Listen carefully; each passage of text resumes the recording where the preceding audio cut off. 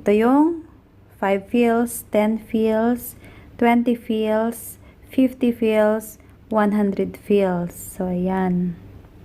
So, dito na tayo sa banknotes nila, guys.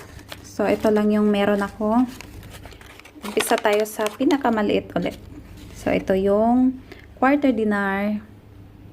Yan. So, ito yung English writings. Tapos, sa kabila, Arabic. So, ito yung tinatawag dito na ruba. Ruba dinar. Tapos, ito yung half dinar. Or, tinatawag dito na nus. Nus dinar.